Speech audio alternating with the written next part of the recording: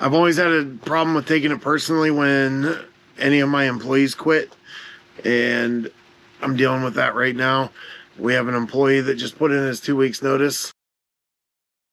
I think for the first time in a long time, like, I'm not hurt by it because the whole time he's been here, which has been well over a year, it's been a constant battle. Like, in the back of my mind, in the back of my operations manager, Kyle, in his mind, it's like, all right, when's he going to quit? Or when's he going to do something bad enough that we have to fire him?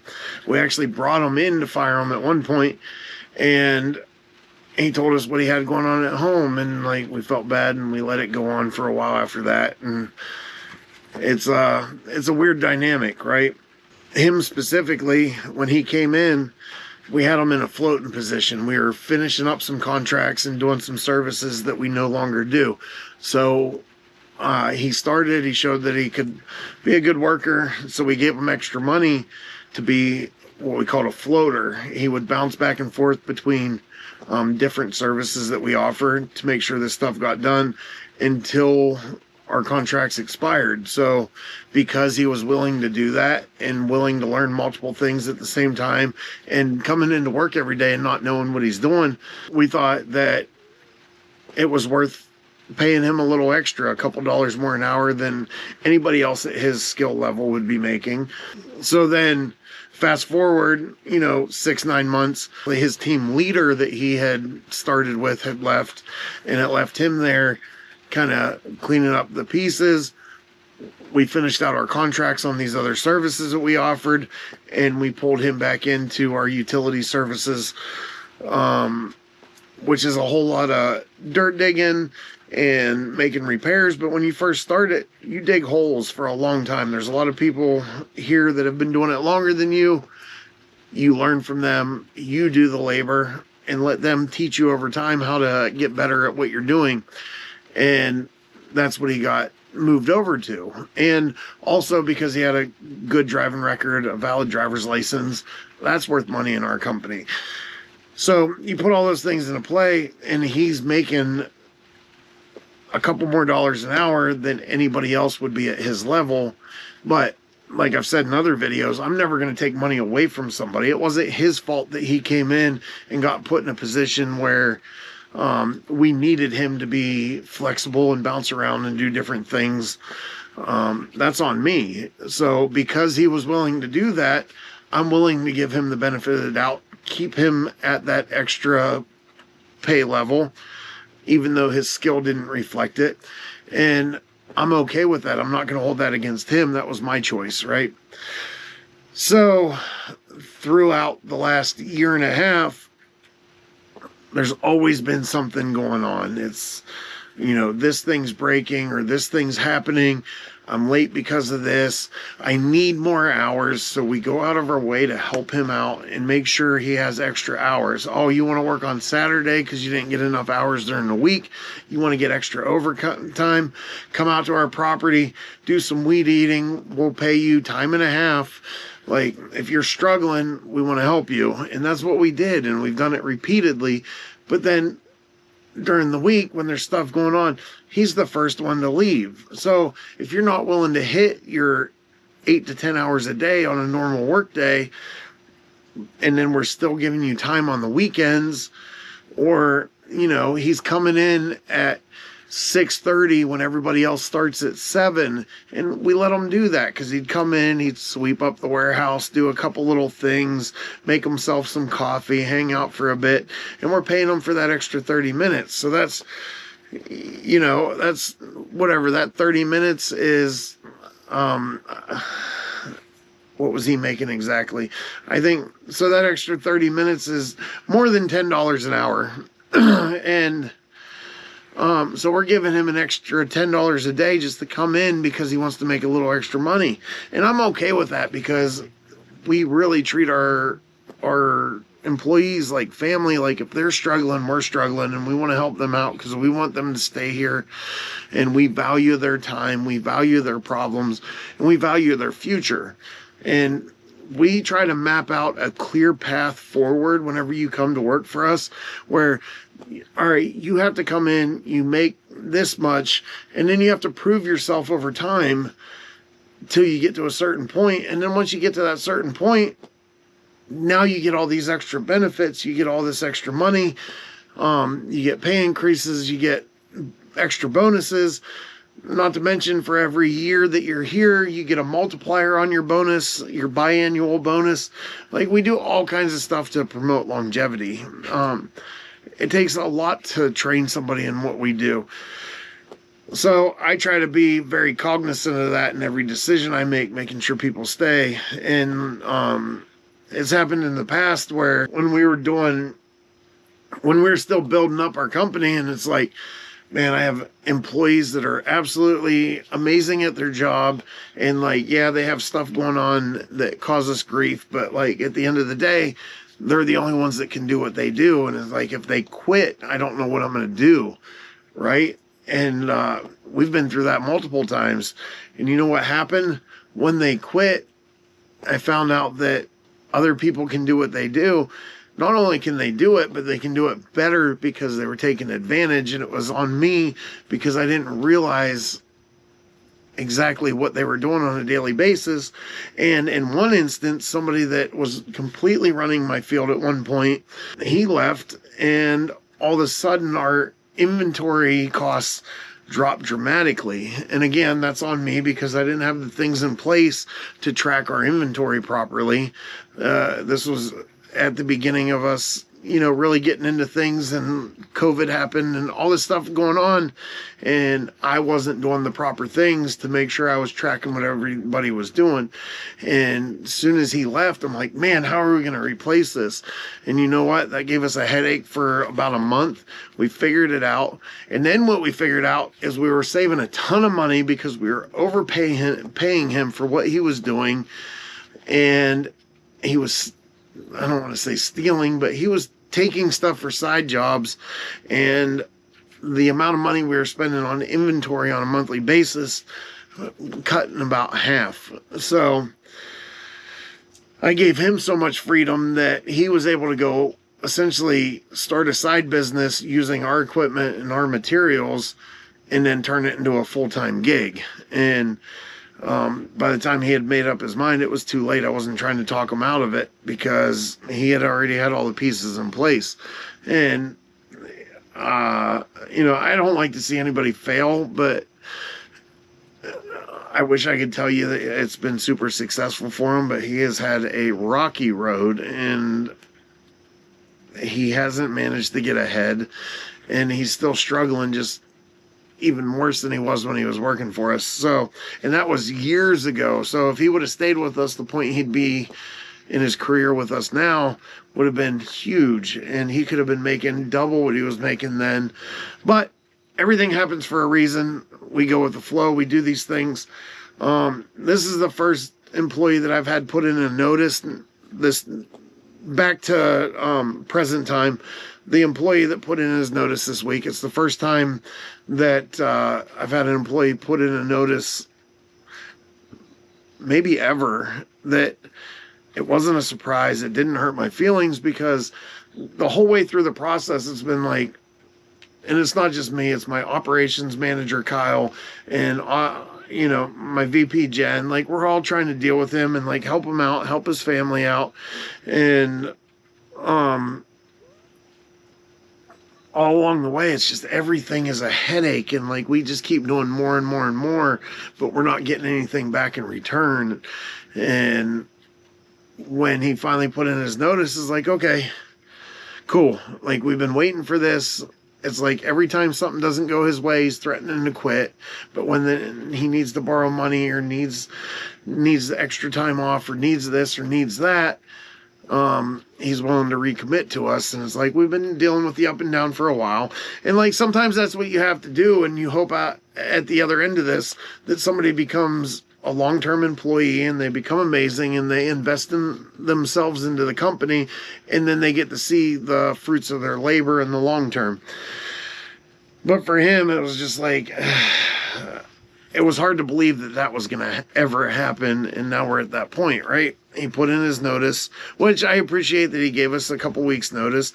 But I think the only reason he gave us a couple weeks notice was because he owes us money and we only take a small amount out of his paycheck every month, and he's afraid that we're going to take it all out at once. So he wants to work out through his payment terms that we've agreed to. And again, that puts us in a weird situation or a weird spot. Like, you know, what if he quits ahead of time and he still owes us the money or whatever? But at the end of the day, I'm not worried about, you know, a few dollars here or there.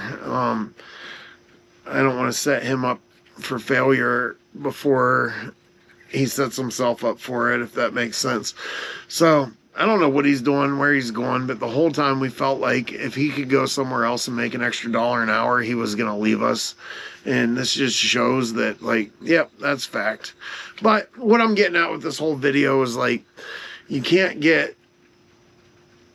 take it personally when employees quit. Like, you can do everything you think is right for your employees, and you're still going to have people that it's just not enough. They're going to leave. They're too short-sighted. Don't agree with how you do things, whatever it is.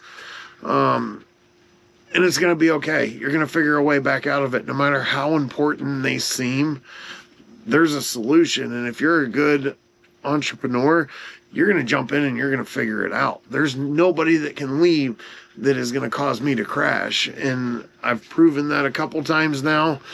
And I've gotten more cognizant of it over the years, but I'm not going to let any one person crumble what I've built.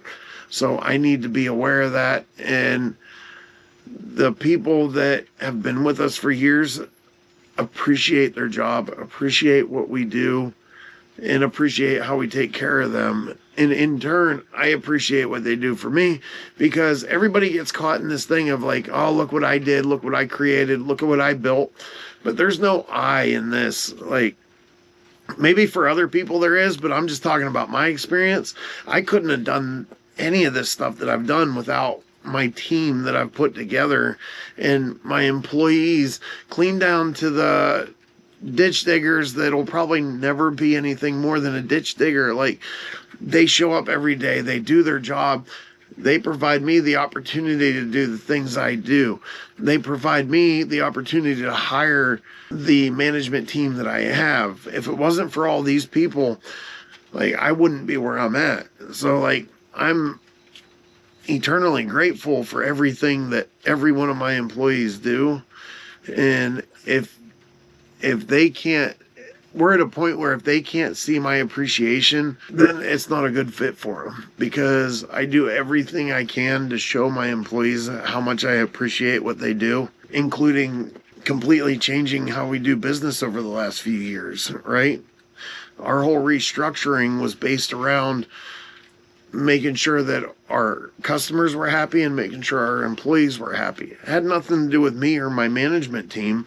It had to do with customers, employees that are out in the field doing the work every day, or in the office doing the grind every day. Like, that's who we're worried about when we make these choices and these changes. That's how we get longevity. That's how we get freedom to not have to be involved on a daily basis. And if I'm not appreciating that and I'm not compensating that, then I'm going to lose that. That's what I firmly believe. Other people might do it different. They might have made successes different ways. But I've found too that when you're dealing with an educated labor force, like if you're in a position where you're hiring for educated people, meaning accountants or CPAs or any financial degree, any kind of engineering degree, anything that takes a degree, you're dealing with people a whole different way, right? Because you have people lining up every day to try and get those jobs and try and propel their career forward. When you're talking about uneducated people, and by uneducated, I don't mean not smart. I mean, they didn't go to college, maybe they didn't finish high school, whatever. These people are the backbone to our society, and they can choose to jump from place to place on a daily basis because there's such a need for good, hard workers, and they can dictate what they make. but finding the ones that are career oriented or career driven and they're looking into the future.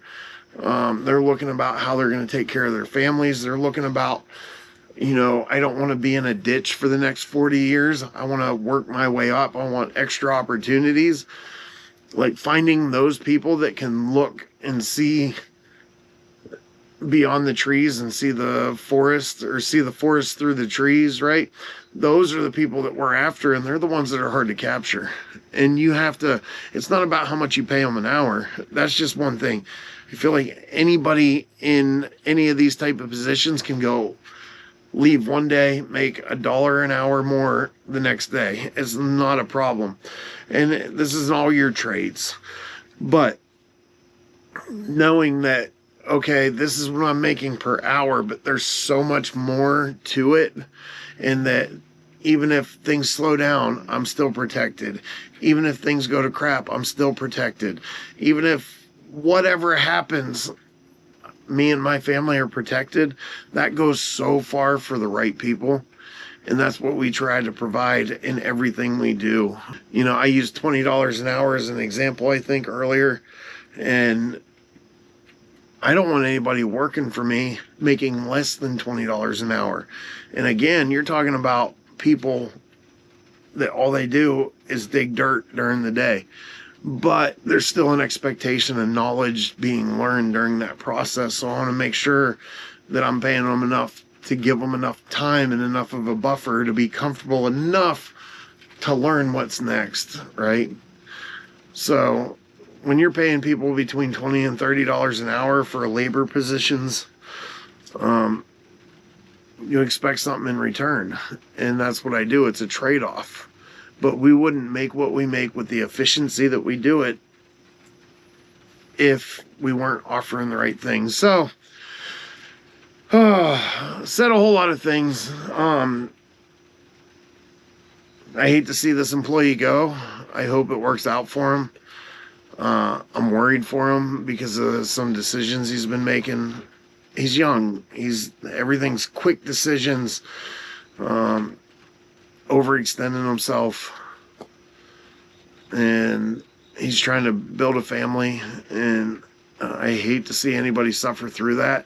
But for me to try and step in and talk him out of it, I feel like at this point, if he's made that decision, like we've had this conversation before, we've had a lot of conversations before, and if that's where his mind and his heart is right now, me stepping in and talking him out of it is only going to delay the inevitable.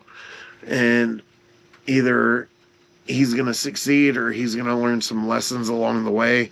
Both are very important, and I hope it works out for his family. I really do. They're great people, but that's out of my control. I can only control what I can control, and I can't pay somebody more than they're worth just because I feel bad about their situation. And I can't pay somebody more than what other people are getting paid who are doing a better job than they're doing. It just, finding this balance and having these clear-cut lines has been very good for us. It's like, if you are only digging, you get this much to this much. If you're only digging and have a driver's license, well, with a clean record, it adds this much. If you are a trainee that hopes to become a crew leader someday, it starts here and it ends here. And then once you become a crew leader, it goes from here to here. And like, as we've developed those clear divides, it's made things so much better because everybody knows what bracket they fit into, and then they know what's expected of them if they want to move into the next bracket, right? So I don't know if this is helpful to anybody. I know this is something I've struggled with my whole life. I hate firing people.